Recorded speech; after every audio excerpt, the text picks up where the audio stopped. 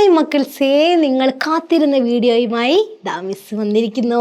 നിങ്ങളെല്ലാവരും ഈ ഒരു വീഡിയോയിട്ടാവും കാത്തിരിക്കുന്നതാവുക. കാരണം എന്താണ്? Yes, diary ലേഖൻ.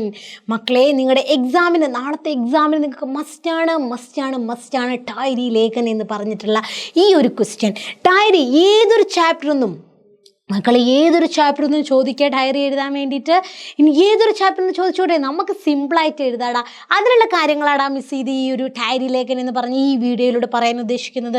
കോമൺ ആയിട്ടുള്ള കാര്യങ്ങൾ വേണ്ടേ? 6 മാർക്കിനും ചോദിക്കടാ ഡയറി ലേഖൻ. 6 മാർക്കിനോ അല്ലെങ്കിൽ 8 മാർക്കിനോ ചോദിക്കും ഡയറി എഴുതാൻ വേണ്ടിയിട്ട്. മക്കളെ, നിങ്ങൾ ഡയറി എഴുതാൻ വേണ്ടി ക്വസ്റ്റ്യൻ ഉണ്ടാവുമ്പോൾ മക്കൾ എന്തൊക്കെ ശ്രദ്ധിക്കണം? ആദ്യം നിങ്ങൾ എന്ത് ചെയ്യണം? प्रश्न पत्र में लिखे दिए गए प्रसंग अच्छी तरह समझ कर डायरी लिखना है. ആദ്യം നിങ്ങൾ ക്വസ്റ്റ്യൻ പേപ്പർ കൈ കിട്ടി നന്നായിട്ട് വായിച്ചതിന് ശേഷം നന്നായി പഠിച്ചതിന് ശേഷം നിങ്ങൾ എന്ത് ചെയ്യുക? ഡയറി എഴുതുക. അതിൽ എന്തൊക്കെ വേണം മക്കളെ? ദിൻ ഔർ താരീഖ്. ഡയറി നിങ്ങൾ എഴുതിയിട്ടുണ്ടാവുമല്ലോ പഴയ ക്ലാസ്സുകളിലൊക്കെ. നമ്മൾ ചെറിയ ക്ലാസ്സിലൊക്കെ എഴുതില്ലടാ ഡയറി എഴുതാൻ പറഞ്ഞിട്ട് എന്നും രാവിലെ എണീറ്റു, പല്ല് തേച്ചു, പ്രഭാത കർമ്മങ്ങൾ നിർവഹിച്ചു എന്നൊക്കെ പറഞ്ഞിട്ട് എഴുതൂലേ? അതേപോലെ തന്നെയാണടാ. അതേപോലെ അല്ല കേട്ടോ, പ്രഭാത കർമ്മങ്ങൾ നിർവഹിച്ചു എന്നല്ല, അത് മിസ് പറഞ്ഞു തരും എന്തൊക്കെയാണ് കോമൺ ആയിട്ട് എഴുതുന്ന കാര്യങ്ങളെന്ന്. അപ്പം അതിലെന്ത് വേണടാ? ദിവസം വേണം, ഡേറ്റ് വേണം. പിന്നെ അപ്പനെ ജീവൻ കെ ഖാസ് അനുഭവം കാ സിക്ർ ഹോ. നമ്മുടെ ജീവിതത്തിലെ ഏറ്റവും ഖാസ് അനുഭവം, ഏറ്റവും നമ്മൾ മറക്കാനാവാത്ത അനുഭവങ്ങളൊക്കെ പറയില്ല, ആ കാര്യങ്ങൾ അവിടെ സൂചിപ്പിക്കണം. അതിന് വേണ്ടിയിട്ടല്ലേ നമ്മൾ ഡയറി എഴുതുന്നത്. യെസ്, ആത്മനിഷ്ഠ ഭാഷാക്ക പ്രയോഗോ. മക്കളെ, നിങ്ങൾ ശ്രദ്ധിക്കണം, അത് അവൻ്റെ ഡയറിയല്ലേ. ഇപ്പോൾ നമ്മുടെ ജമീനൊക്കെ സ്ലേറ്റ് കനാമല്ലേ നമ്മുടെ ദീദിയുടെ ഡയറി തന്നെ ചോദിക്കാമെന്ന് വിചാരിക്കുക. അത് അവളുടെ ഡയറിയല്ല, ആ ചേച്ചിയുടെ ഡയറിയല്ലേ നിങ്ങൾ ചിന്തിക്കരുത്. അപ്പം നിങ്ങളാണ് ചേച്ചിയായി മാറുക. എന്നിട്ട് ഞാൻ മേം അപ്പിനി മുജെ എന്ന് പറഞ്ഞിട്ട് വേണം അതാണ് ആത്മനിഷ്ഠമായ ശൈലി എന്ന് പറഞ്ഞാൽ. ആ ആത്മനിഷ്ഠമായ ശൈലിയിൽ വേണം നിങ്ങൾ എഴുതാൻ വേണ്ടിയിട്ട്. അടുത്തതോ സ്വാഭാവികതയായിരിക്കണം, സംക്ഷിപ്തത, നല്ല ചുരുക്കി നിങ്ങൾ എഴുതണം. ഇതേപോലെ മക്കളെ, ഇതാണ് നമ്മുടെ ഡയറീൻ്റെ ഫോർമാറ്റ്. ഇങ്ങനെയാണ് മക്കളെ എഴുതേണ്ടത്. ഇതേപോലെ തന്നെ മക്കൾ ബോക്സ് വരയ്ക്കുക. എന്നിട്ട് ഇവിടെ നിങ്ങൾ ഫസ്റ്റ് തന്നെ മക്കളെ ഒന്നും നിങ്ങൾ അറിയില്ലെങ്കിലും മിസ്സേ ആ ഒരു ക്വസ്റ്റ്യൻ എനിക്കറിയില്ല, ആ ചാപ്റ്റർ ഞാൻ പഠിച്ചിട്ടില്ല. ഓക്കെ നിങ്ങൾ പഠിച്ചില്ല, പക്ഷേ ഡയറി എഴുതാൻ നിങ്ങൾക്കറിയാലോ. ഡയറി എഴുതുമ്പോൾ ഇതേപോലെ കള്ളി വരയ്ക്കുക, ഇതേപോലെ താരീഖ്, ഡേറ്റ് ഇടുക, ദിവസം എഴുതുക, സമയം രാത്രി 9 ബജെ, രാത്രി 9 മണി, നിങ്ങൾക്ക് ഇഷ്ടപ്പെട്ട സമയം ഇട്ടോളൂ. ഓക്കെ, ഇനി ഒന്നും അറിയില്ല എന്നെങ്കിൽ ഇത് മാത്രം എഴുതി വെച്ചാലും നിങ്ങൾക്ക് മാർക്ക് ഉണ്ടായിരിക്കും. ഇനി ഒരു ഇൻട്രൊഡക്ഷൻ വേണ്ടേ? യെസ്, ഇൻട്രൊഡക്ഷൻ എങ്ങനെയാണ്? ആജ് കാ ദിൻ കേസാദ. ഇന്നത്തെ ദിവസം എങ്ങനെയുള്ളൊരു ദിവസമായിരുന്നു? നല്ല ദിവസമാണെങ്കിൽ നമുക്ക് പറയാം, അല്ലെങ്കിൽ മറക്കാനാവാത്ത ദിവസമാണെങ്കിൽ അവിസ്മരണീയത, അല്ലെങ്കിൽ ദുഃഖം നിറഞ്ഞതാണെങ്കിൽ ദുഃഖപൂർണ്ണ. ഇത് ഒരുമിച്ചൊന്നും എഴുതി വെക്കരുതേ മക്കളെ, ഓറിട്ടാണ് മിസ് പറഞ്ഞു തരാണ്. ഇതെൻ്റെ ഫോർമാറ്റും കാര്യങ്ങളുമാണ്.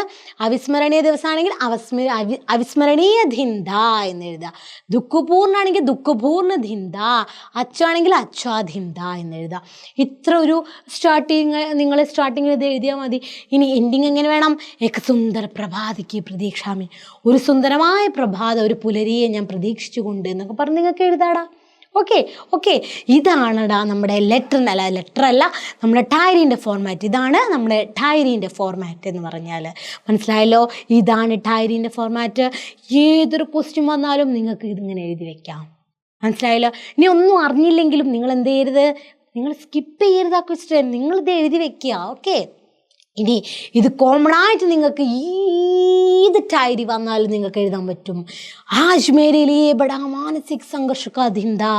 ഇന്നെനിക്ക് വളരെ മാനസിക സംഘർഷമൊക്കെ നിറഞ്ഞ ദിവസമായിരുന്നു എന്ന് എഴുതി വെക്കാം. ഇത് കോമൺ ആണ്. ആജ് മേരെ ലിയേ ബിൽക്കുൽ ബുരാ ധിന്ദ. ഇന്നെനിക്ക് വീണ്ടും തീർത്തി ചീത്തൊരു ദിവസമായിരുന്നു എന്ന് എഴുതി വെക്കാം. മുझे आज बहुत खुशी है क्योंकि എന്ന് പറഞ്ഞിട്ട് എന്താണ് ഖുഷി നിറഞ്ഞ, എന്താണോ ധൈര്യമില്ല ആ ക്വസ്റ്റ്യനുമായി ബന്ധപ്പെട്ടുള്ളത് അത് എഴുതി വെക്കുക. ഇന്ന് എനിക്ക് വളരെ സന്തോഷം നിറഞ്ഞ ദിവസമായിരുന്നു, കാരണം എന്താ വെച്ചാൽ അത് എഴുതി വെക്കുക.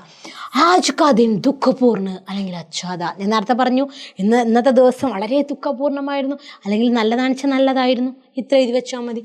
ഹേ ഭഗവാൻ നീന്ത് ആ രഹി ഹേ, ലാസ്റ്റ് എഴുതി വെക്കുക നിങ്ങൾക്ക്. അതൊക്കെയാണിത്. ഹേ ഭഗവാൻ, ഹോ ഈശ്വര എനിക്ക് ഉറക്കം വരുന്നു എന്ന് എഴുതി വെക്കാം. ഇനി ഈശ്വർ ഹി രക്ഷ, അത്രയും പറഞ്ഞുകൊണ്ടോ ഈശ്വരൻ തന്നെ രക്ഷ എന്ന് പറഞ്ഞ് അതും എഴുതി വെക്കാം. മുജേ നീന്ത് നഹി ആത്തി, ഇനി ഉറക്കം വരുന്നില്ല എന്ന് നിങ്ങൾ എഴുതി വെക്കാൻ ഉദ്ദേശിച്ചെങ്കിൽ ഇത് എഴുതി വെക്കാം. ഹോ എനിക്ക് ഉറക്കം വരുന്നില്ല. മേരാ മൻ ബഹൂത് വ്യാകുൽ ഹൈ, എൻ്റെ മനസ്സ് വളരെയധികം വ്യാകുലപ്പെട്ടുകൊണ്ടിരിക്കുകയാണ്. എക് സുന്ദർ, ഞാൻ നേരത്തെ പറഞ്ഞ പോലെ എക് സുന്ദർ സുപ്രഭാതിക്ക് പ്രതീക്ഷാമേ, അല്ലെങ്കിൽ സുന്ദര പ്രഭാതിക്ക് പ്രതീക്ഷാമേ എന്ന് പറഞ്ഞിട്ട് എഴുതി വെക്കാം. മക്കളെ ഇത്രയുള്ളൂ ഡയറി. ഇത്രയേ മിസ്സിന് നിങ്ങളോട് പറയാൻ ഉദ്ദേശിക്കുന്നുള്ളൂ, അല്ലെങ്കിൽ ഇത്രയും മിസ്സ് നിങ്ങളോട് പറയുന്നുള്ളൂ. ഇത്രയും കാര്യങ്ങൾ നിങ്ങൾ എഴുതി വെക്കുക. ഏതൊരു ക്വസ്റ്റ്യൻ ആയിക്കോട്ടെ, ഏതൊരു ഡയറി ആയിക്കോട്ടെ, ആ ഫോർമാറ്റിൽ നിങ്ങൾ എഴുതി വെക്കുക. അപ്പം മക്കളെ ഇത്ര കാര്യങ്ങളെ മിസ് ഇതിൽ പറഞ്ഞു തരുന്നുള്ളൂ.